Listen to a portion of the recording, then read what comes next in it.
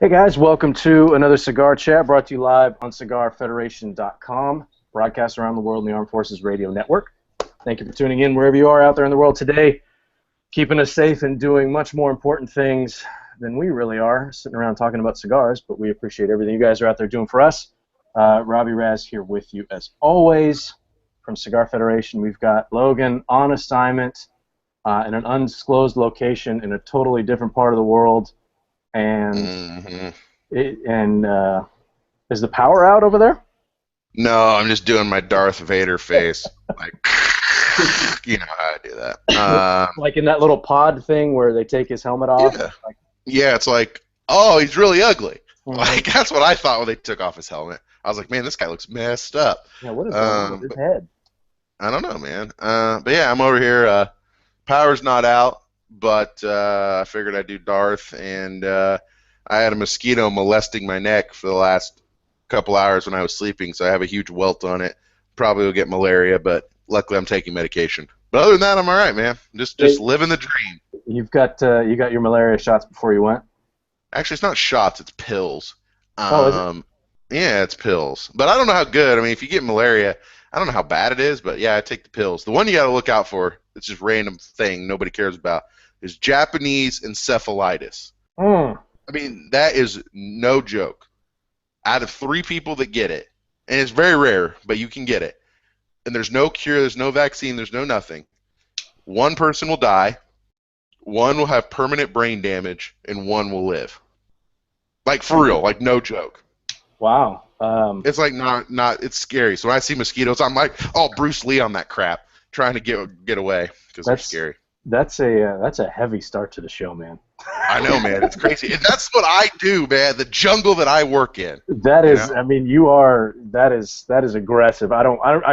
Japanese encephalitis? Japanese encephalitis. Wow, that's It sounds like I'm making it up, and I'm totally not. It's a real thing. Go Google it. It does sound like something that would show up in like a bad science fiction movie. No, it's for real, dude. Like you get bit by a monkey. Anyway, we're moving on. So yeah, Logan's running at half speed at 4:30 in the morning or whatever it is over there. So we appreciate him joining us in the dark. Hopefully that mosquito doesn't give you that encephalitis business. We've got the guys from Jordan Alexander III Cigars joining us today. Fellas, thank you for taking the time to hang out with us. We appreciate it. Thanks for having us. So everybody, you're looking on your screen. That's Bob on the left, Alex in the middle, and Colin on the right. And did you see that? I didn't even look down at my notes. I wrote it down. I am horrible, absolutely horrible with names. It took me 3 years to learn Logan's name. Horrible. And he I almost called me Guy. And I was like, hey, guy. Hey, guy. So I kept notes. But anyway, I didn't need to tell you guys that I didn't look at my notes because that kind of defeats the whole purpose. But anyway.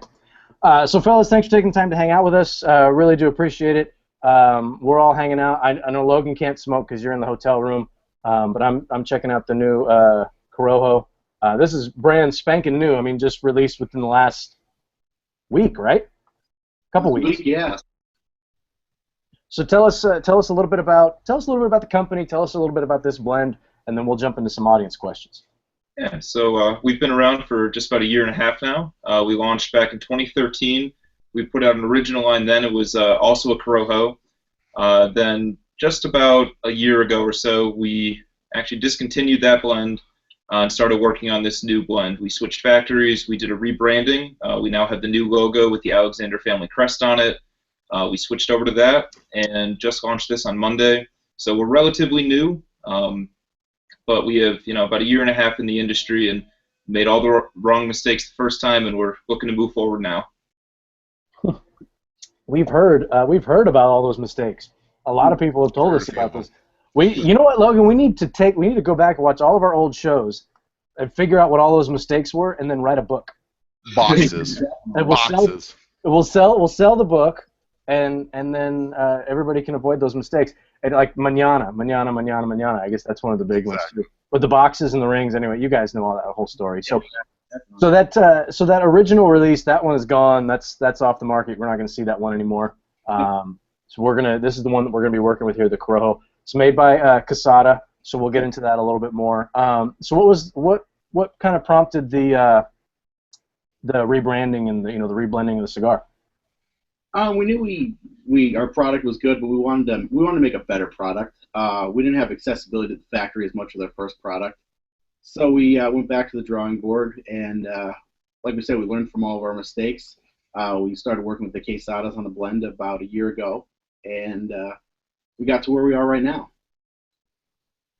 How did you guys come to work with the folks at Quesada? I'm probably just stealing a bunch of audience questions, but these are all the things that I want to know. Originally we decided we did a little bit of research of what factory we would like to work with. We wanted to stay in the Dominican Republic.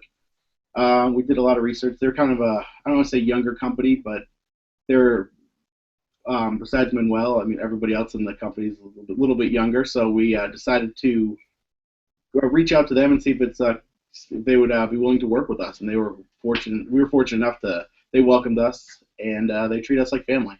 It wasn't exactly the easiest thing to do. None of us speak Spanish, and well, the little Spanish we do is hola. So it wasn't the easiest thing, but after doing all the research, we really liked what Quesada was doing. They have a great history behind them, and the past couple of years they've really made a push towards some real new, exciting blends and brands out there. So just really fit well with what we're trying to do, and we're lucky enough that they extended the opportunity. Cool, yeah, and actually, as I said, I was jumping all over some audience questions, and this was a question that was asked by Charlie. So, Charlie, thank you for the question. Really do appreciate that. Charlie's very active on Cigar Federation. We appreciate everything that he does with the group. I've just been with the audience, man. Yesterday with our pairing show, and today, I feel like I got the warm and fuzzies. I'm really, going out of my way to thank everybody for the stuff that they do on the site, because people do a lot. And they, Dave Nichols yesterday was the guy I gave a big shout out to, because he does a lot on the site as well. Asked some good questions yesterday, and I'm sure he posted some insightful questions here today. What is this, like Huggy-Feely hour? What are we doing? I don't know. Like, what the hell? The sun's shining. It was like 70 degrees here today. I'm feeling good about life. You. Dude. Let's get a little negativity up in here. I mean, come on, let's balance it out here. Go ahead and ask a question. No, okay. I got one from Bob Dog, and we're getting a little bit specific right off the bat, but with this, with the new Corojo, and I should have waited to light up before started the show, but it's got pretty serious, got a chubby pigtail cap on it, closed foot, all the bells and whistles, and that's me. I'm a visual guy. That's the kind of stuff that I like. What was your reasoning behind going with those things? Is it just kind of you like the way it looks, or does it serve some kind of purpose, or was it just a personal preference? Yeah. So basically, with the pigtail, we kind of wanted the Cuban-esque feel to it. Liked it aesthetically. Covered foot, we were looking more towards flavor.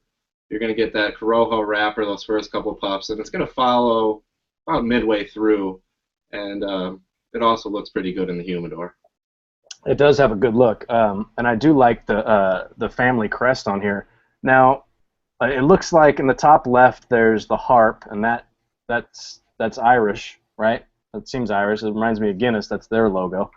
There's a star on here, and it looks like a crescent moon. Can you give us a little bit of background on that family crest? Yeah, the family crest is actually the Alexander family crest, or Jordan Alexander. I have to give credit to Colin for coming up with the idea. We were in the Dominican Republic, had already decided we wanted to switch up the brand a little bit, and we had a couple Presidentes that day, and in a nice drunken stupor, Colin came up with this great idea of switching over to the Alexander family crest. So we did a little research, figured out all the symbolism behind it, worked with a good graphics team, and came up with the graphic to match. So yeah, it's roughly based on that. All the symbols relate back to the family crest of Alexander. Okay. Question. Yeah. Oh, maybe ahead. I'm just tired, or maybe I wasn't paying attention, but who's Alexander? Yeah, Are you guys Alexander? Yeah, We are Alexander. yeah. So you all are Alexander. Like, are we talking like Alexander the Great, or what are we talking about? It was a really complex name to come up with. Colin down at the end, his middle name is Jordan Alexander, and I'm the third. So we just kind of mixed all of our together and came up with a great brand name. There we go. Okay, because I thought this was like some debonair dude, like Alexander the Great, like killing Persians or something, or maybe some guy from Ireland or something. you go on our There we website, a really great story about who Jordan Alexander III is. But I was supposed to writing a term paper one night, and instead of writing a term paper, I decided to use my time to write the legend of Jordan Alexander III. So there is a story about, but. Exactly. Okay. Now I feel not so stupid. Thank you for getting me in the loop here, because I wondered who this swashbuckling fellow is. Honestly, Logan, I was waiting for you to ask the question because I didn't know. So I didn't feel stupid. Yeah. Well, I didn't want to feel stupid, so I'm surprised we made it this far into it before. Well, because sometimes you think you hear a name and you think, oh, well, maybe I'm just supposed to know who that is.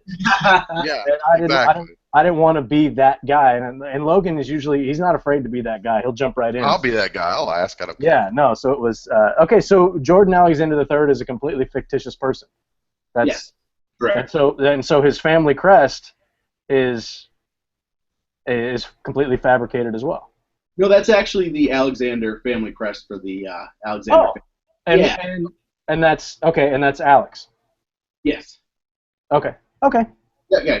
I think we need a family tree. I need we need something. We need flow charts. I need pie charts. Something, man. Something to figure out what's going on here. I'm just gonna start. It's something, an org chart or a spreadsheet or. So that's how I speak. Yeah, I don't know anything about that stuff. I know that there's different cells and rows, but that's all I got. I'm gonna start ripping through some of these audience questions here. This one's from Craig Greenwood. It says on your website it appears you currently only offer Corojo wrappers. So you've got those the two blends that are listed on your site. One of them is now no longer available. He's just curious, why did you guys focus on Corojo? Was it just an availability? Is it your favorite? And he's curious if you feel like that might be limiting your customer base. Yeah, we've actually had that question a pretty decent amount of time when we're visiting retailers or talking to consumers. We've been smoking for a little while. It's obviously what got us into the industry, built the appeal, and when we were looking into doing a brand and looking to expand our presence in the industry, we always kept going back to the Corojo. We love the spice behind it, the creamy undertones you get with it. So when we launched the first line, we did launch it with the Corojo. And then when we went to reblend it, we didn't want to switch too much up. We wanted to stick with the same general concept. So we did reblend it with the Corojo, just, again, based on our own personal preference with the flavor. And we do have some other things in the works, so anyone that we are excluding from that who doesn't necessarily like Corojo or prefers a darker Maduro or a lighter Connecticut, we do have things in the works to appeal to them as well. Okay, so Logan, we got to read between the lines there. So we've got a Maduro and a Connecticut on the way, so that's good to know. And is it Dominican Corojo or is it like Nicaraguan Corojo? It is Dominican Corojo. Okay. Why Dominican? Like I feel like you're like, other than like Caldwell, La Barba, and a few others that have started, somewhat recently. Well, Jose lives in the freaking Dominican. These guys don't live in the Dominican, I don't think. But why Dominican? I feel like it's different. I mean, every new company I see seems like it's always Nicaragua. It's always Nicaragua. Not saying, I love Nicaragua, but why the Dominican? I mean, just you gravitate towards that type of tobacco. It's functionally easier there because you guys live in Florida. I don't know if that's true or not. I'm just guessing. Or what was the reason? It's, Logan, just a tip. It's 2 degrees where they are. They're not in Florida. You know how hot it was here yesterday? 95. Oh, girl, that is brutal. Dude, it was nice. I got all up on the sun deck, got a little raise. No, I didn't do that, actually, but I would have had I had time. That's 90-something. Is it humid over there? I know we're going to get back to the question that you asked. But. In Bengaluru, a.k.a. Bangalore, here's another fun fact about India. So when you hear the word, I'm sure you guys have heard of Bombay, India, right? Yeah, I went to Bombay. See, everything over here has 2 names because it has the British name and the Indian name. So the British name for that city is Bombay. The Indian name is Mumbai. I don't know if you knew that. Yeah. So when you hear Calcutta, that's the British name. Kolkata is the Indian name. Or Madras, British name. Chennai, this. So this is Bengaluru, British name, but this is Bangalore. But no, it's inland about 300 miles from Chennai. Dude, it's gorgeous here. I mean, it's like a tropical paradise. Like, it's seriously, like, I was outside. It's kind of a funny story. Like, they make you go outside of the work property to smoke a cigar. And I'm fat, right? So, like, I don't like to stand up. And So basically, I procured a couple of work chairs and took them out onto the street. There's cows walking by and everything, and I got in trouble for almost stealing work property, even though I was just right across the street sitting down. But dude, it was beautiful. I mean, the breeze was flowing, the cows were walking by, the homeless dogs were chirping. Dude, it was beautiful. The dogs were chirping. All right. Dude, those homeless dogs, you don't even know, man. Those things are gangster. Like, I mean, seriously. Those things are awesome. But when you say they're chirping doesn't sound gangster. Like chasing down people for like a nugget of food and stuff. It's legit. Anyways, I'll shut up. Continue. We'll get back to Logan. Your question was, so what made you guys decide? You were talking about Dominican, right? Yeah. Why the Dominican? We really like the flavor of it. We like the way the look down the cigar. It's a little bit lighter than, or a little. Actually, I shouldn't say it's a little bit darker. So we like the look of it. We like the flavor of it, and it blended really well with the cigar. So we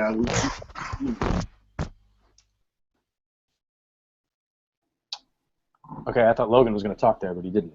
No, I was just coughing in your ear. Thank you. Continue. I thought it looked really good. Yep, that was why I kept quiet. No, and Logan, once you smoke the cigar, I know you haven't had a chance to. This is a very Dominican Corojo. I don't think it's actually going to be one that really fits your palate. But that's the beauty of having both you and I on the show, is that we rarely ever agree. I really do enjoy this cigar. It's got those traditional Dominican Corojo flavors that you're going to expect. I'm pairing it with Lagunitas Brown Sugar, which in retrospect, and I knew this the second I cracked it open, is the beer is a little bit too strong. So I'm probably going to go back to pairing it with the water, but I don't want to run over the cigar, and the beer is a little bit heavy for it. But anyway, so that's we'll get back to some more of these audience questions here. And Logan, you can jump in whenever you feel like. Yeah. Whenever you feel like. Sorry, there's some silly questions in here. Okay, so how we got this far into the show without asking this question, I don't know. So what kind of spurred you guys on to start a cigar line? What was the impetus behind creating Jordan Alexander III? So a couple of years ago, we actually, the three of us started a completely different business in an entirely different industry.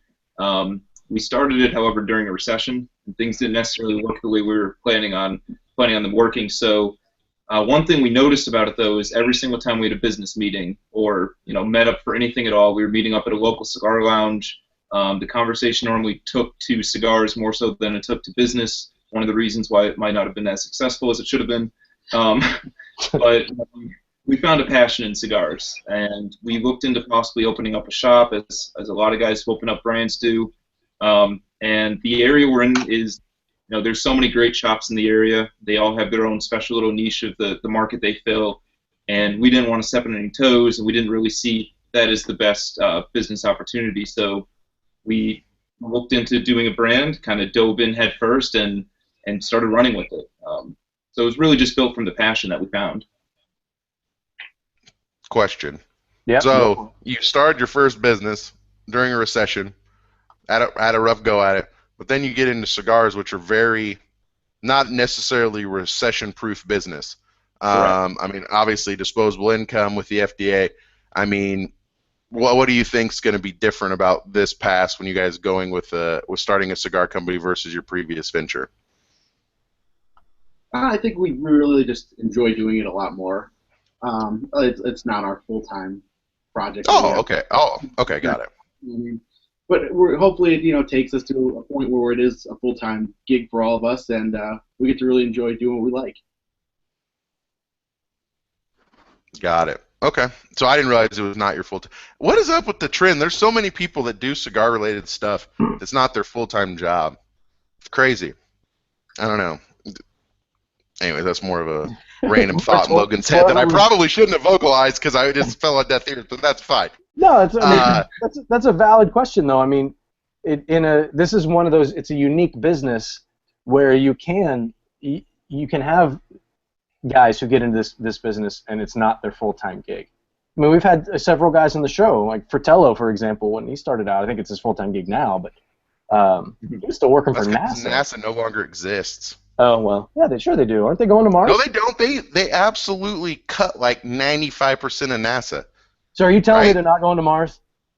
Dude, if we go to Mars, I thought we were going to Mars. no, there's no way we're going to Mars. Dude, we didn't even go to the moon, man. That's all just a conspiracy, man. All right, okay, so now we'll move on. It's true though. You can see the strings, people. Dude, you did. Sorry. Sorry.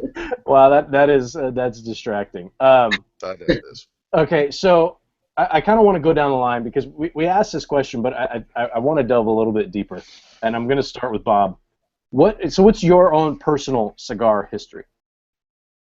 I guess when I was of legal age, we'll say, Sure. I really started smoking cigars, the run-of-the-mill cigars that you could get, and started smoking with those and developed more and more of a taste for different tobaccos. I'm not going to say I'm a tobacco expert by any means like that, but different flavors that I enjoyed in cigars. And just actually, Colin is my younger brother, kind of turned him onto it, and Alex is a close family friend. And the three of us kind of developed more and more of a passion for cigars, and then we got into the smaller boutiques and trying to seek out boutiques that you can't find, and it became more of a passion for us. Okay. Okay, Alex, same question. I actually remember my first cigar experience. I was on a vacation with these two, and I think we were in Jamaica, and we bought some Cubans. Some real, yeah, yep. Some definitely real Cubans, not banana leaves at all. Sitting out on the balcony smoking, and I remember just felt so grown up. I may not have been legal smoking age at this point, and just felt so sophisticated. And I had a cigar in my hand, and it was great. And I kind of loved the feeling of that, and all the everything that went along with it. And when we got back home, I just kind of got attached to it and started running with cigars as much as I could. And like Bob said, we started turning to some of the smaller boutique brands. I remember traveling for 20, 30 miles one day. I lived down in D.C. for a little while, and I was trying to find a new Viaje that came out because I couldn't find it anywhere. And I heard all this stuff about it. So we started looking at some of the smaller boutique brands, and that's kind of what built the passion into knowing that there's more than just the big guys out there, and that some of the smaller brands have some really incredible things to offer. True story. Yeah, there's a lot of good stuff out there. There's too much. Market's flooded. Yeah. Market. Logan gets overwhelmed. I do get overwhelmed. But no, it That's can why be. I started smoking a pipe. It can be overwhelming. I mean, Logan, we talked about this before when we started smoking cigars. It's you walk into a lounge and it's like, wow, there's so many different things to choose from. It can be overwhelming. That actually kind of leads into this question here from Craig Greenwood. So he says, in a market that is made up of so many small fledgling companies, it's good to have a story that sets your brand apart, makes it a little bit more memorable. He says he likes the legend of the king seeking the lost heir, which I haven't read the story yet. I'll be honest, I haven't. I've checked out your website, but I haven't read this legend. Which now that I know that the king is in there and he's looking for something, I gotta check it out. But so I know the story behind you were supposed to be writing a term paper and you decided to write this legend. But where did the idea come from for that? Is it based on something, or were you just kind of freelancing and it just happened? We, whenever we would mention Jordan Alexander III to any of our friends and family, whenever we were talking about the company name, a lot of people kept saying, like, wow, it sounds like a king's name. Like what are you dealing with, royalty and all that? So, I remember walking in one day and just said to these guys, like, check out the website. I got something for you. So that was how you guys read the story. You'd already published it. It's already published on the website. Nothing about it. It's already out there, typos and all. You couldn't do anything about it. Yep. I had to critique it all. Oh, so you're the editor. Okay, that's good. You got to have one. I mean, I'm lucky enough to have the Cigar Federation community edit all my stuff that I write because it's a disaster when I put it out there. Although I have mastered there, and there. I've got that one figured out. There you go. It still throws me a little bit sometimes because I want that apostrophe. I want it to be possessive. Effect. Oh, tough. I agree with tough. that one. And compliment and compliment. I always have to Google that one too. Huh? Yeah, exactly. Compliment? Like Well, I'm like giving you a compliment? you can pay someone a compliment, or things can be complimentary. And that's spelled the same? No. Oh man, no, See what I'm saying? no crap. That's it. Boom. Oh man, I Boom. feel like an idiot now. You know what I've been doing? I just got pointed out by someone in the office the other day, Been and sitting I've in the been dark? doing this. No, they weren't sitting in the dark. Well, maybe, I don't know. Anyway, shut up, Rob. I've been doing something wrong for my entire life, and I did not even know. Well, I always say etc. I use etc. a lot. I always put ECT period. I just found out the other day it's ETC period. And no one has corrected me until yesterday. In 30 years. Well, 20 years. Yeah. Since, basically, no one's corrected me. Wow. That happens, man. And you've probably been using complimentary wrong, too. I mean, I'm going to have to go back and search all my emails. I didn't know. Because I'm going to have to go and search. Actually, I could frankly give a crap less. Because I know I've been using it wrong. But I don't care. I'm rogue, Rob. Rogue. I'm the same with affect and effect. Dude, that one's tough, man. Yeah, just Google.com. It's a hell of a website. It is a hell of a tool. Okay, so here we go. This one, this is a question from Philip Moses, and this isn't necessarily a brand-specific question. This is just a smoker question. It says, I'm curious if you have a quick tip on how to train your palate. It's a good question. I don't think we've ever asked that before. Yeah, we have. Have we? I don't know. Anyways. I don't know. What do you think, guys? What do you got? Quick tips. I mean, I think it comes down to trying a lot of different cigars, specifically ones that you know meet certain flavors on the palate. If you read some reviews and there's certain things that, you know, a Corojo is going to have more spice to it. You could try a Corojo and kind of get that concept down. Connecticut's not necessarily going to have that spice to it. So it's just trying a lot, trial and error on a lot of different cigars, and just diversifying your humidor. Yeah, no, that's a good tip. Logan, how did you train your palate? I don't know if I really trained it yet. Yeah, I was just like, let's just get the biggest piece of Lajero we can find and just smoke it and light it on fire. I don't know. I mean, somebody actually asked me that question like, I don't know, maybe a month ago or something. And what I said is like, this is going to sound really stupid, but smoke with a purpose. Like when Tiger Woods, you know, God rest his soul, before you going all crazy, when he would go practice, he just didn't go hit like 1,000 golf balls and just stand up and just whack away. Like he would go there and he would actually practice as he was playing and say, okay, I'm trying to hit this target. He would adjust. So he's practicing with a purpose. So I told the guy the same thing, is that when you want to train your palate, you know, smoke with a purpose. Like pick cigars that you haven't tried before.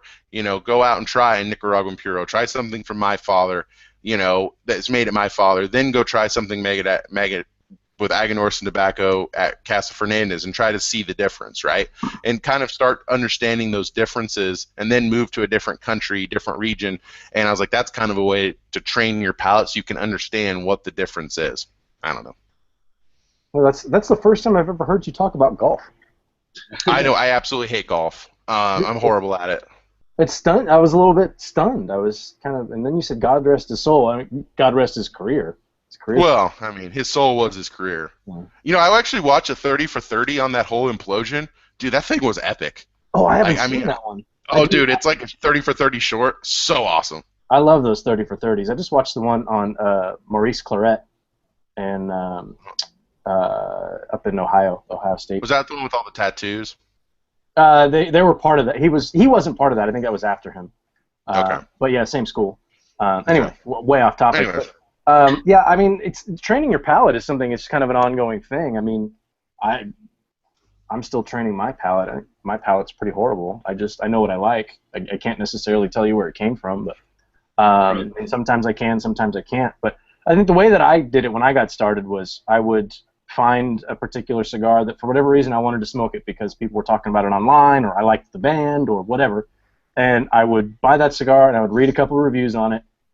From whatever websites. I didn't have specific websites that I went to, and I would smoke it and try to taste the flavors that they were tasting. I don't know if that's the right way to do it, but that was what I always did. But since then, I mean, Logan, we've been lucky enough to do a couple of different things. Go down to Nicaragua with Drew Estate and do some blending seminars and things like that. So those are some other ways that you can, if you have access to that, to get involved and do some things that way. And if you sign up for the Cigar Federation Cigar Safari trip, Are there shameless still plug. There's still spots? There's like 3. Oh. Well, I'll be damned. There's 3 spots left on the trip. So, hey, you know what? Guys, you want to come? Maybe. We're ready. Hey, man. Sold. Sold. Logan will send you an invoice. I just need your credit card number. Green cigars. Yeah, just need the credit card and then the secret code on the back, and we'll be good to go. Let's. Code? Do you know what that's even called? The little secret code. It's not. Yeah, do you know what that's actually 3-digit called? code on the back? No, I don't know.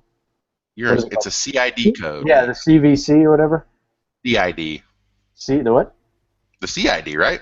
I don't know. Or did I just completely screw that up and make myself look like an idiot? I need to Google this. You know what it's quick. called? You know what it's called? It's called this, right? Yeah. No, it's a CID. Or is it the CVS? I don't know. I need to Google it. It's not the CVC.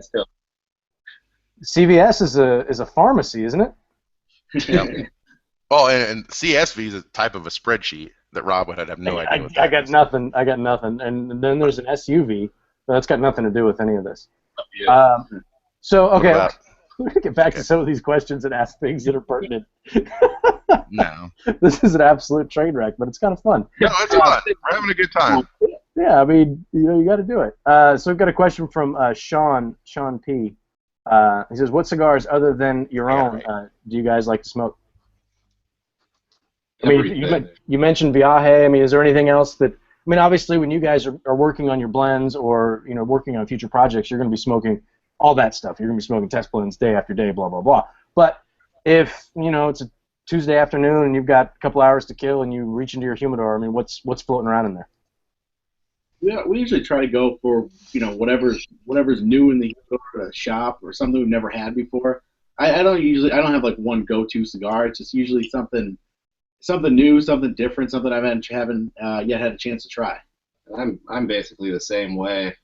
I think for most cigars I've had of the same brand, it's maybe 3. Everything else I'll just try once and look for something new next time.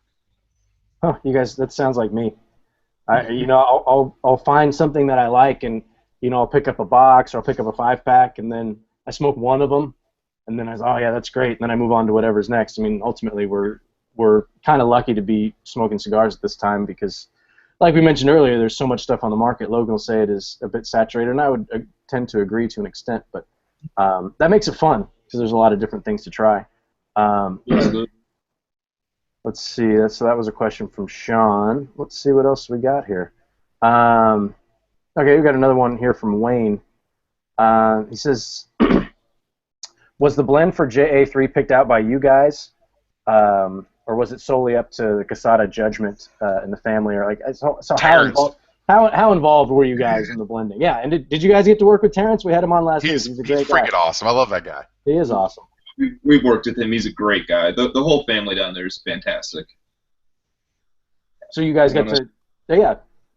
Yeah, we had a little bit of say in it, but we're not a expert on tobacco. We're not going to be able to pick out a perfect tobacco that's going to blend well, age well, make what you could smoke one day isn't going to be the same exact cigar 2 weeks from then. So we left the blending mostly to them. We kind of told them what we want, how we wanted it, and we got a few samples and went from there. Okay.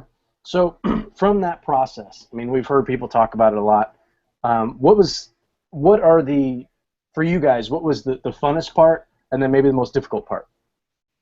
I think the most difficult part is trying to figure out how that cigar is going to taste after it's been sitting for a little while. I mean, when you're doing sample tasting and blending and things like that, you're tasting the cigar very young, or you're tasting the cigar after just 6 weeks of aging. You're not tasting it after it's been received, after it's been shipped out, after a lot of the flavors have matured. So it's very difficult to try to pinpoint what flavors are going to intensify, what's going to kind of dim down, and what the cigar is really going to be at the time of the release. So it's not the easiest thing to say this is a great cigar, I can't wait to get it on the market, and then once it's out there, realize that everything you liked about it changed, or everything you didn't like about it is now gone. It's a guessing game for a lot of part. Yeah, okay, so what was your favorite part? Definitely, favorite part was going down to the factory and actually being able to experience firsthand what goes into making a cigar. You could explain it to your closest friend, and they'll never be able to understand what goes into making a cigar. And even the construction, like wrapper, binder, filler, your average person doesn't know that you could disassemble a cigar in 3 easy rolls. Yeah, I mean that's one thing that I experienced when I got to go down to the factory and see what was going on. Is it really does change your view of what's going on with a cigar. It changes the way you look at them. I mean, they say, I don't know, 200 hands or something like that touch your cigar before you smoke it, which is a bit unnerving when you think about it. But it's true. I mean, there's so many people involved in so many different aspects, and to really see that, it really is. I don't know if humbling is the right word, but it kind of puts things into perspective for you. Go ahead. No, I was coughing in your ear. Oh, okay. Got another one here from, this one's from Steve Christopher.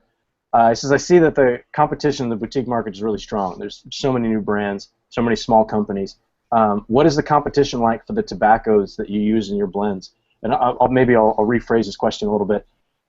Do you guys have limited access? I don't know if that's the right term, but have there been things that maybe you wanted to work with and you didn't necessarily get that opportunity to do that yet?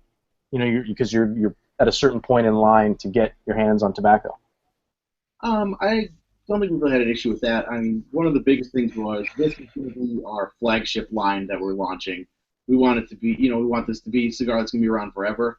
And one of the biggest concerns that we had was consistency, and that was one with the quesadas that they were able to explain to us that they're going to be able to keep the cigar and be able to keep producing it, so it has to keep the same flavor profiles.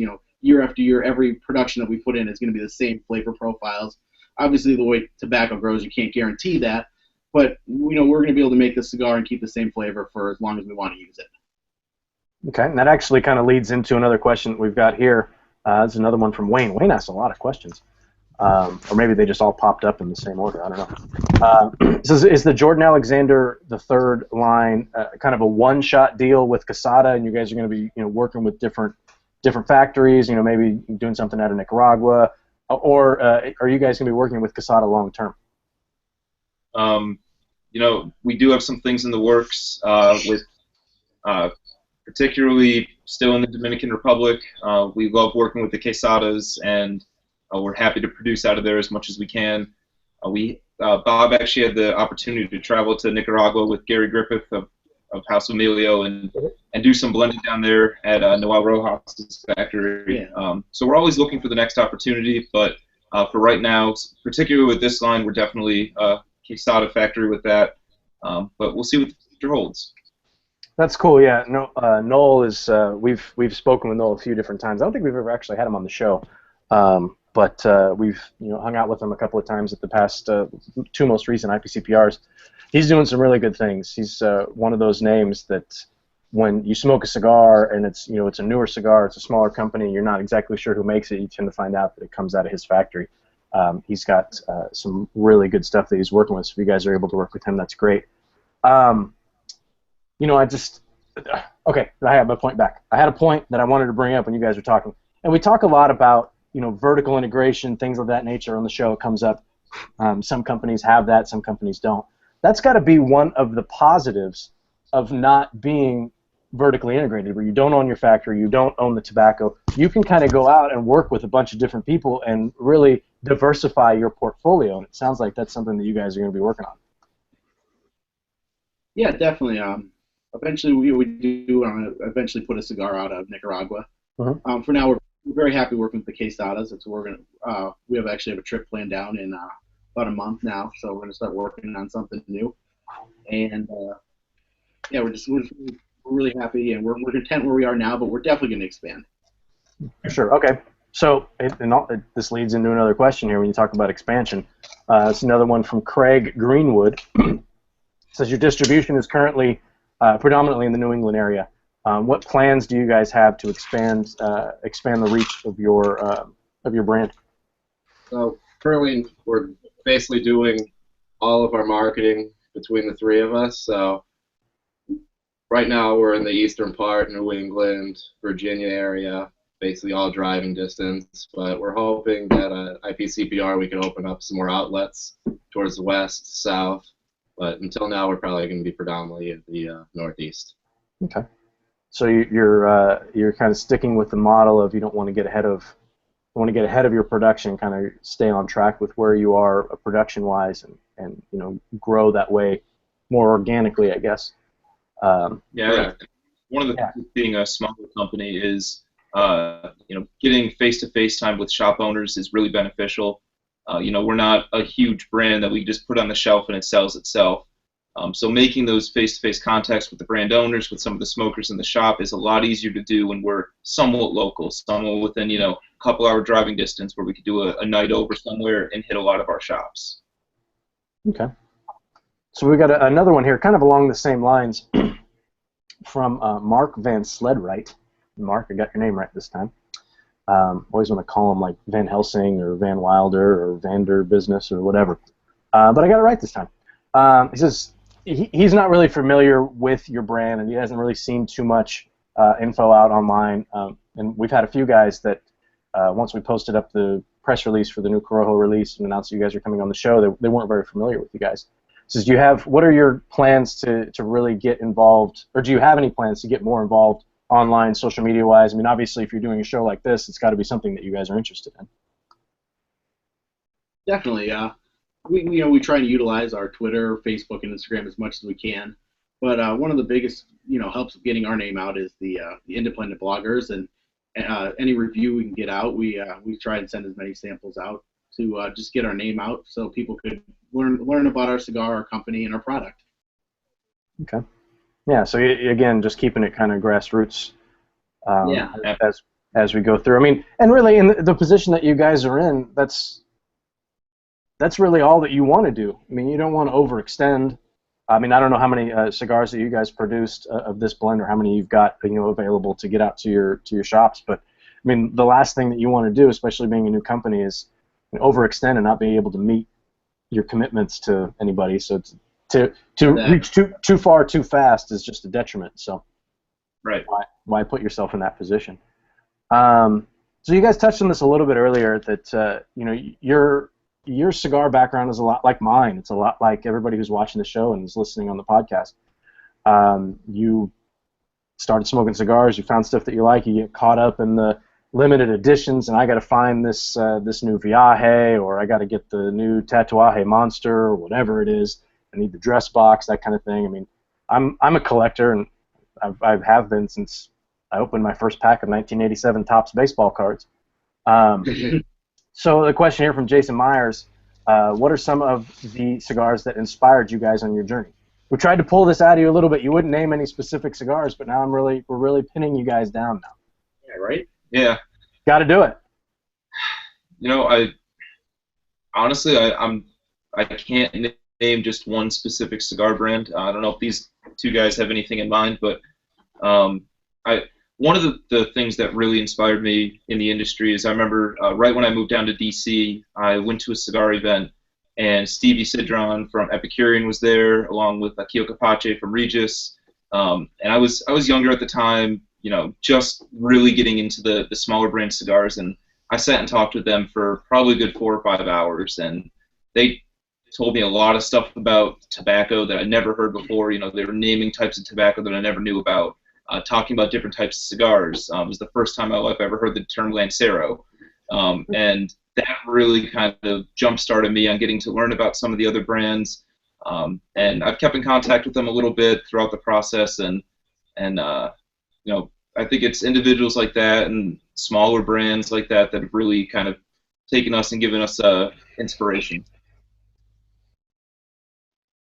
Bob, Colin, I'm going to pick on you, man. You've been quiet. Yeah, I'm a little quiet. I'd definitely say from a collector's standpoint on my end, I like every single year looking for the new Tatuaje Monster. I think since the Face, I've collected all of them since then. I was out in Arizona last year and had the opportunity to get one of the Unlucky 13, the Jason. Oh, nice. in my attempt to get the box, I failed at it, but I had to see the boxes on the shelf. Oh, there you go. You saw them from afar, and you got to gaze at them and say, "Oh," and then move on. Yeah, that's good. No, I mean everybody's got stories like that. I wanted to pin you guys down a little bit. So a question here, another one from Wayne. Wayne asked a ton of questions. So are you guys, is the Corojo, is it going to be available online through any of your retailers that you know of? And he's curious about the price point. So the price point right now, the Robusto is at $7.95, the Toro is $8.50, Bellicosa is $9.25, and our 6x60 Double Toro is $9.75. We're all under the $10 mark. That's obviously before tax. Right, yeah. From the standpoint of online sales, there are a few of our retailers that do sell online, but they are locked and they must sell it at MSRP. They cannot discount it online. Sure. Can you give us the sites that these guys can go to if they want to pick up a 5-pack or a box? Or?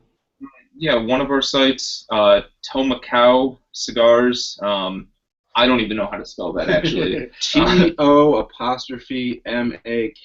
I believe. It's in Bethlehem, Pennsylvania. Okay. It sounds like a Google one. You can Google that and figure it out.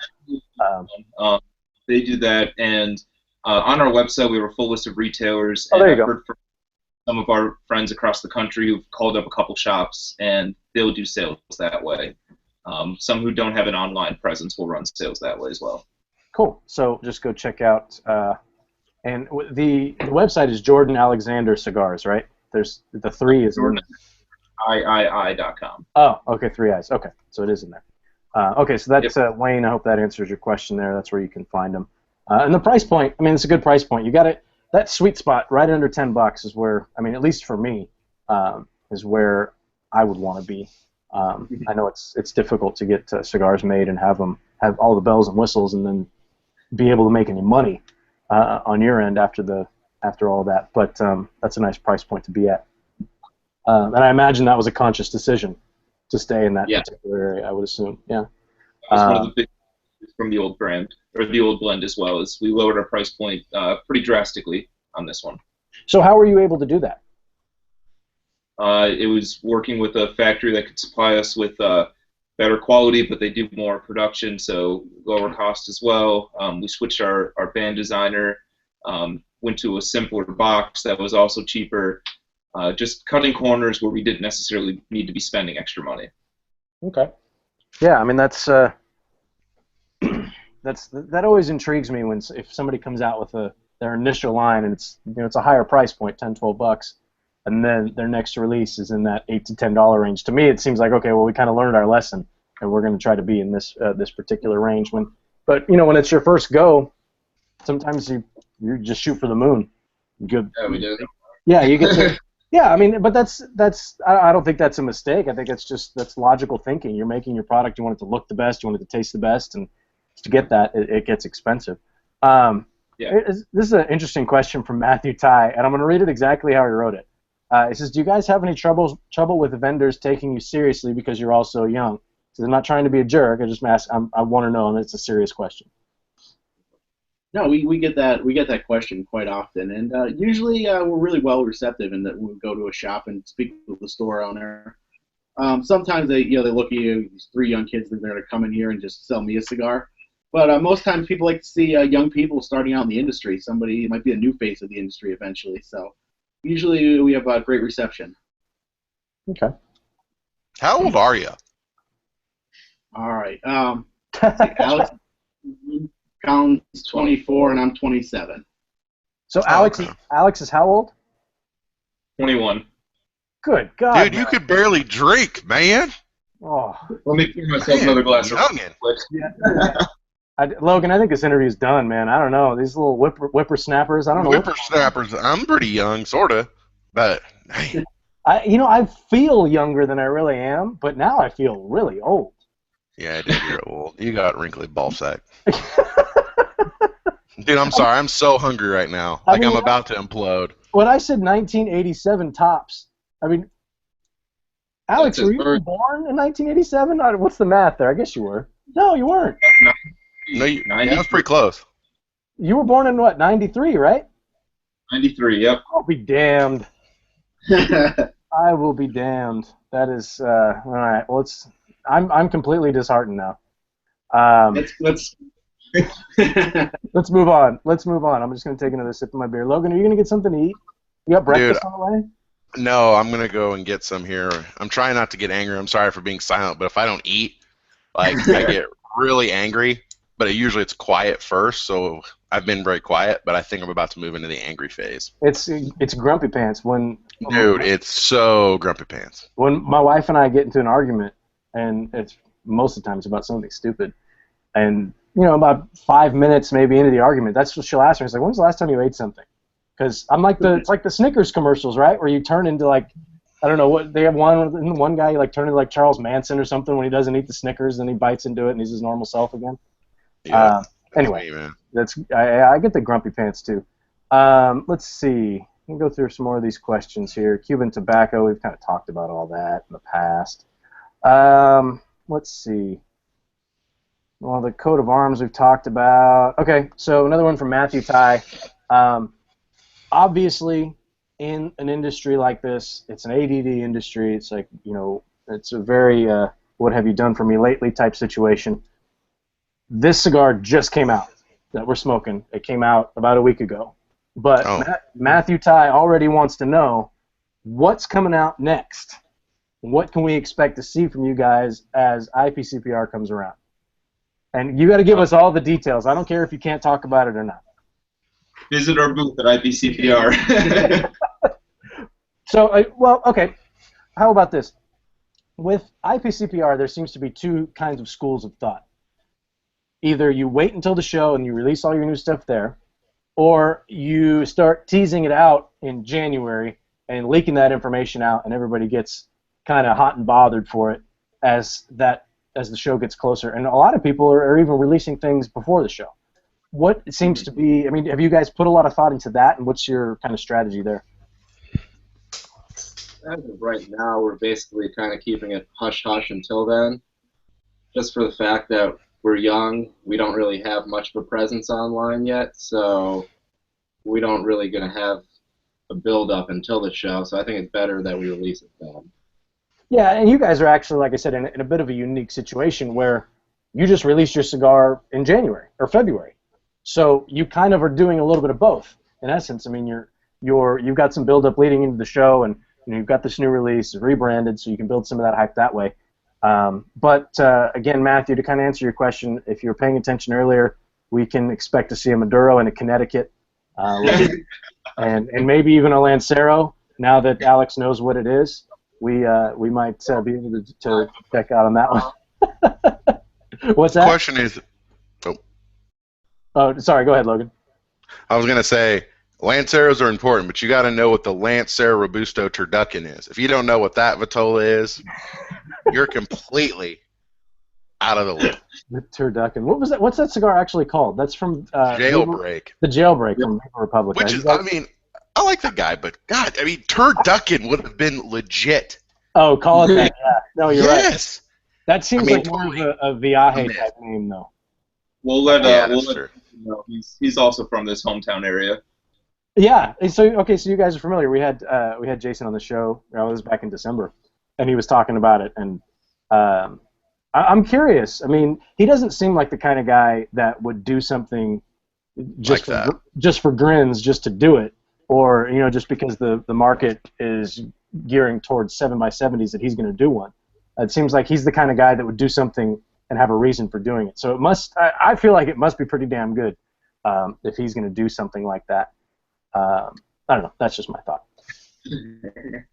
Let's see. Logan, we still got a few more questions, and we got a few more minutes of the show, right? We've got about 4 minutes, and we're going to need to wrap it up because I'm seriously about to go all ape on everybody. Right. Once the AFRN segment's in, you can bounce out, and I'll take care. I go get breakfast? You're going to let me go get breakfast, Massa?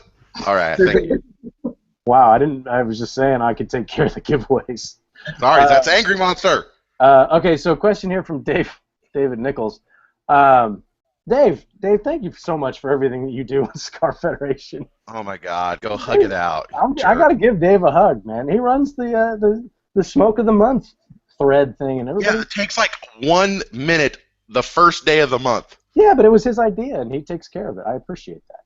All right, Dave. Good so job. he says, Cookie. So he's curious. You know, we talk about boutique a lot.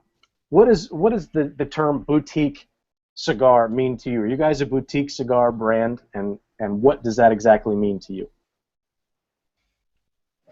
Yeah, I mean, I think I would definitely consider ourselves a boutique brand. I guess a boutique I would mean maybe small batch, something that's not readily available all over the place. Not your, I don't want to say run of the mill, but the big name cigars. So I feel we're definitely a boutique. Anything to add to that? Yeah, just the small runs. Typically, at least from what I've seen, boutiques try to do something a little different with marketing, where the non-boutique larger brand companies are sticking with the classic style, classic marketing, classic imagery, and a lot of them, I would say, even are putting out new things that try to mimic the boutique movement. Flashier colors, more modern styles, and everything with that. I think the boutique is kind of the up-and-coming, almost the craft beer of the cigar industry. Oh, I like that answer. We've talked about boutique so much in the show because we do tend to focus on smaller brands. And we had a guest recently who went out of his way to tell us that he wasn't boutique. So I was just that has actually sparked a big conversation for us over the last few months. I won't go into who that was, but it was. If you go back and watch some of our more recent past shows, you'll figure out who it is. But I just was curious. I mean, he was vehement that he's not boutique, and I don't know what. I guess it just means something a little bit different. Are we talking about the guy that I gave so much hell to? Yeah, we're talking about your buddy. First of all, it was not my buddy, he's and I grilled him. You did. He needs to work on his business plan. Yeah. No offense, the guy was awesome, but Logan has a reputation of being quite opinionated, and he delved into this guy's business plan on the show. So he's being very, very nice to you guys. Oh yeah, I am. I mean, it's because I'm hungry. And but yeah, no, that guy, nice guy, but he needs some help. It was an interesting interview. It was actually. So a question here from Wayne Deaver. Wayne's new to the show. I don't think we've asked him any Wayne's questions. Welcome. And you know what? Wayne just won a 5-pack. Wayne's big winner. Oh, Wade, yeah. Good job. Big winner, Wade. Drum roll. Write that down. Okay, so he says the design of the JA3 Legend with the classic Cuban pigtail, it's not really uncommon to see a pigtail like that. Although I will say that your pigtail is bulkier than a lot that I've seen. I really like the look of it. He says, but I do, however, find the overlapped foot, the closed foot, to be quite interesting and a bit uncommon. It's not quite as common as the pigtail cap. He says, can you explain the rationale by using that feature? What does it really offer? We touched on this a little bit before, but maybe you can go into a little bit more detail. And this will be the last one. And using a Corojo, something that has a lot of that spice to it, a lot of the flavor that's well known with the Corojo itself. Putting the covered foot on it, and you get that first couple puffs of pure spice. I mean, you're getting a lot of the wrapper. It really introduces you well to the cigar. The cigar itself is a light, mild to medium cigar. So your first couple puffs are going to really inundate you with the flavor, and then kind of mellow out for the rest of the cigar. So that was the theory behind it. Just give you some good flavors to start off with. Okay. Yeah, we've talked about that a little bit on the show, but just wanted to get a little bit of your insight into that. Guys, that's that bing bing. That wraps up our Armed Forces Radio segment for the day. Really do appreciate you guys hanging out with us. Real quick, let everybody know where they can find you guys online: Facebook, Twitter, Instagram, all that. Facebook, we're Facebook JA3 Cigars. Instagram and Twitter, we're at JA3 Cigars, and our website is jordanalexanderiii.com. Cool. Thanks, guys. Really do appreciate it. If you go to the site, you can see a list of their retailers. Some of them will ship and sell online, so you can pick up some of the cigars that way. Some of our audience are going to be some lucky winners, so they'll take some home as well. Really do appreciate it. Logan, go get some breakfast, and thank you for getting out of bed early today. Who do we have next week?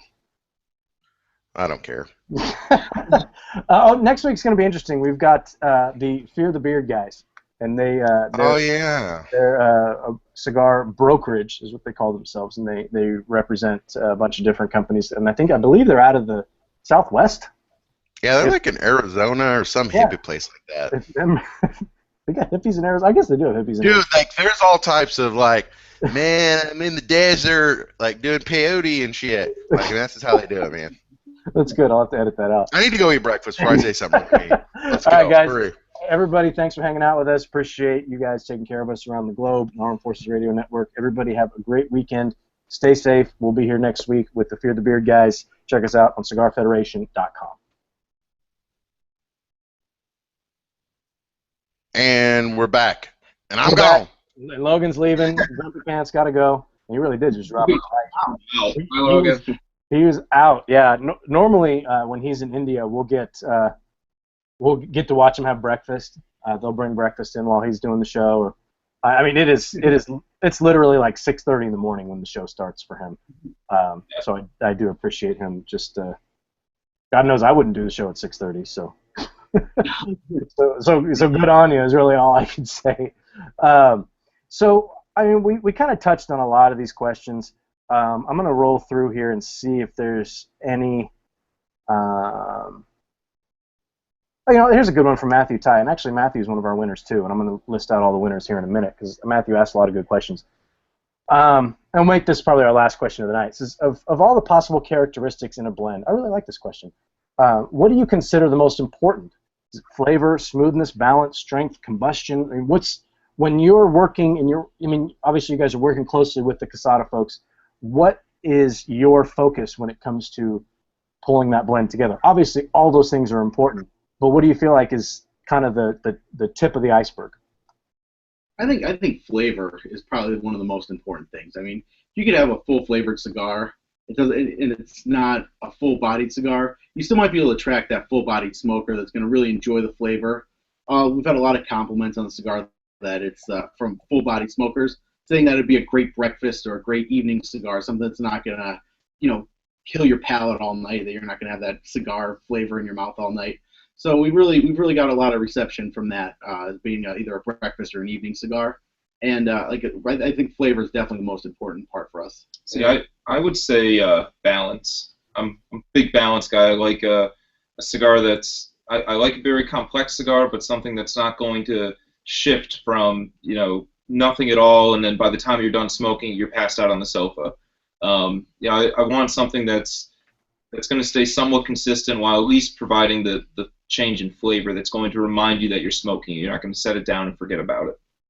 And I'm going to follow up by going with construction for the fact that working with Quesada, we knew that we're going to have a quality cigar coming out of their factory. When I look at a cigar, I want to be able to smoke the whole thing through without having the wrapper break apart. No plugs in them. A lot of cigars you have to keep the band on so the wrapper holds the whole thing together. We've all had that happen. Everybody's had that. You take the band off and the wrapper just unspools like a spring or something. Yeah. I tend to put those cigars down and never really smoke them again. So there you go. Go back to construction, right? It really there's three guys and we got three different answers. I kind of side with Alex on this one. Balance for me, as I mature as a cigar smoker, and I found this as I look back through a lot of the reviews that I did last year, a lot of the stuff that I rated highly, I really banged in on the balance. If the flavor, the strength, the strength of flavor as well is all balanced out, you get some sweet, some spice, some earth in there. That's what I want.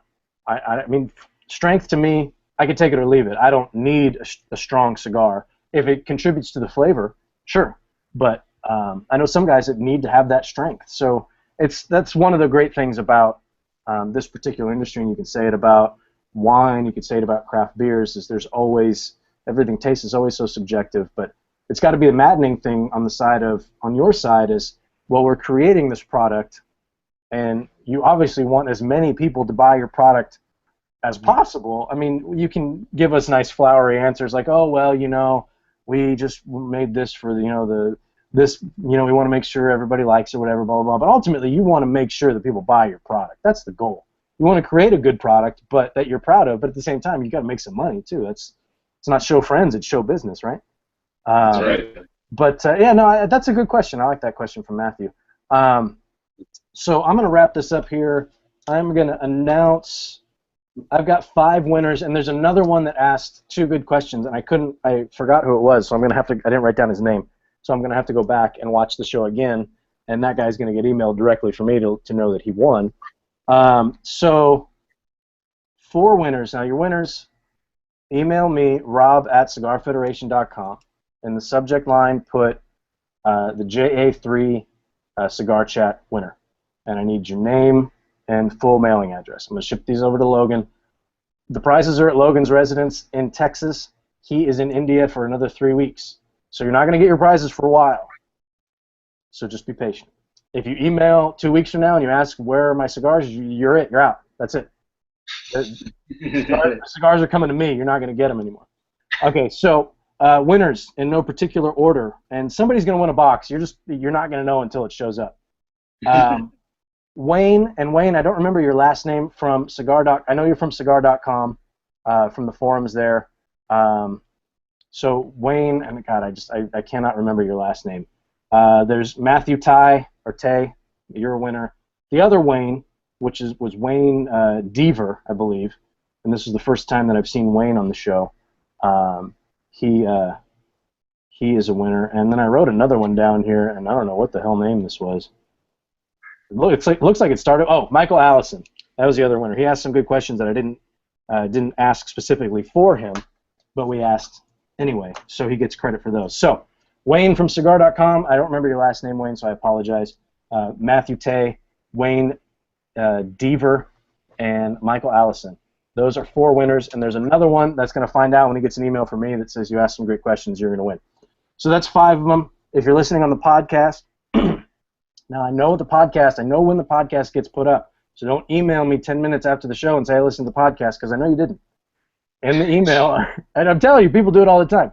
But sometimes the podcast will lag. It doesn't get up for a few days, and if somebody watches it on YouTube, then I think they're still entered, right? I mean, they watch the show. So email me, Rob@Cigar Federation. Put JA3 Cigars podcast in there, name and info, and I'll pick 2 winners in the podcast, and I will email those guys back directly when they win. So that takes care of all that business. And actually, since we're wrapping up, there's one question here. This is from Joe Gutt, and I just really like to say his name, Joe Gutt. He says, and I kind of ask this usually when we finish the show, if there's anything that you guys wanted to talk about that we didn't touch on. He says, what is one question that you wish cigar media or myself asked you during the show and they never really asked you? Is there anything that you want people to ask you but they've never really asked? Or maybe something you wanted to talk about tonight that I didn't touch on? Maybe the blend of the cigar. We never really got much into that. Did we not talk about the blend? Talk about the blend of the cigar. That's true. Oh, fuck me. We didn't talk about the blend. Okay, well, Jesus. When it was quiet, I thought, wow, that's good. I did my job. I asked all the good questions. And then he says, well, what about the fucking blend, you moron? Okay. So tell us about the blend, guys. That's awesome. We got a Dominican Corojo wrapper. We touched on that a little bit. Binder and Dominican and Nicaraguan filler. Comes in 4 Vitolas, Robusto, Toro, and a Double Toro. The Double Toro is a 6x60, which everyone seems to love nowadays. I get from that you're not a big fan of the 60 ring gauge. It's okay. I just don't. It's okay. I'm to be honest, I don't like the way 6x60 smokes. Fair enough. Okay, so left to right, we're going to start with Bob. We're going to go to Alex, and then Colin, you're going to have to answer too. Of the Vitolas available, which Vitola do you feel like shows off the blend best? I think the Toro does really a great job with the flavor profiles. I think it's the most complex flavors that you get out of that. It kind of changes a little bit through the cigar. Obviously they're all blended the same, but the Toro, my personal favorite. I would have to agree. I don't find much difference. Our Robusto is a little larger Robusto, so I don't find a lot of difference in that. The Robusto is a 5.5. The Toro is a 6. They're both very similar ring gauges, but I would agree with Bob. Toro for me is the best flavor, best smoke, easiest draw, and that's my go-to whenever I'm smoking one of ours. Okay. And I would go with the Bellicoso just for the fact that you could cut it how you want it. If you want a tight draw or a looser draw. It smokes a little different from the Toro and the Robusto just for the fact that it doesn't have the covered foot, but that's a simple trade-off. Okay. Yeah, I've noticed that in some blends, and specifically, you can really get a difference in the different ring gauges. Like the Herrera Esteli jumps to mind. When I smoked that in a Robusto, and it's a good cigar, but when I smoke it in a Lonsdale, it's a totally different level for me. With the idea of a Lonsdale in mind, we're kind of cigar nerds, so everybody wants the Lanceros and the Coronas, the Petite Coronas, the Corona Gordas, the Lonsdales, and you guys have stuck with kind of a standard array of Vitolas. Any thoughts in kind of expanding that, maybe doing some limited editions in different sizes, anything like that? We've gotten so many requests for the Lancero that eventually we're probably going to work that into an event-only cigar that you could have available at all of our events. Okay. Yeah, the Lanceros are it's so funny. That's one size we always talk about. Everybody asks, why don't you have a Lancero? Why don't you have a Lancero? And then the answer that we always get from the manufacturers and and the owners is, well, we want something that's going to sell. Lanceros don't necessarily move. I mean, it seems so different because we focus on this kind of the cigar dorks, right? I mean, we're really, really into it, and those are the sizes that we want. But your average smoker, for whatever reason, doesn't really gravitate toward a Lancero. I mean, when I first started smoking, I didn't smoke a lot of Lanceros. I always thought it felt weird. It's just like really long and it's really skinny. It just I don't know. It felt maybe a little feminine to be smoking one. I don't know what it was, but once I came around on a Lancero, and there's certain cigars that really, really shine in that size. But I always find it interesting that it's like, well, we'd make them, but nobody buys them. So anyway, yeah. So it seems like the idea that you guys have, maybe doing something limited release, and that seems like why they're always limited releases, or event only, that kind of thing. It seems like it's a nice way to work that in without overextending. You kind of hedge your bets a little bit. You can get that Lancero out there, make some people happy without going crazy with it. So to me, that sounds like a pretty good approach. All right, so we're going to wrap it up. I think we touched on most of these questions here, guys. Really do appreciate you taking the time. Bob, Alex, and Colin, thank you for hanging out. Good luck going back outside in it was 2 degrees when we started, so it's got to be -5. It might be. By now, yeah. Down to 0. Yeah. So you guys better bundle up, get some beanies and whatever. I don't know what the things that cover your face. I don't even know what those are called because it was 70 degrees here today. But I gotta jab that in whenever I can. So I really do appreciate it, guys. Thanks so much for hanging out. I'm glad we got the fire alarm worked out before the show started. You guys missed it. It was we sit down and literally within like 2 minutes of sitting down, and we're chit-chatting a little bit before the show starts and the fire alarm starts going off because they lit up their cigars in the room. So we got that taken care of before we went online. But anyway, guys, really do appreciate it. Best of luck in the future here. I'm going to go ahead and do a review of this cigar. I've smoked two of them so far. One of them I smoked the day I went to the dentist, so my palate was kind of jacked up, and the one I smoked today was with a beer, so it got a little run over. But I do like the cigar, so I'm curious to sit down and smoke it on a fresh palate and post a review in the coming weeks. So I'll keep you informed when that happens. But really do appreciate it. Best of luck, and we'll see you guys at IPCPR. Thank you very much. Thank you very much. We appreciate it. Bye. Take care, guys. Everybody, thanks for checking out another Cigar Chat. Really do appreciate your support. Next week, like I said, we'll be back with the Fear the Beard group. That should be a fun show.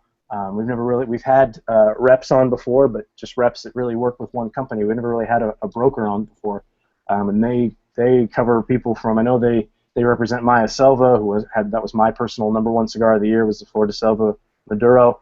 I think they represent some of the House of Emilio guys as well. So it'll be interesting to see that side of the business. I don't think we've ever talked about it before. So check us out again next week, Thursday, same time, 8 p.m. Eastern, on CigarFederation.com. Thanks for tuning in. Really do appreciate it. Everybody have a great weekend and stay safe.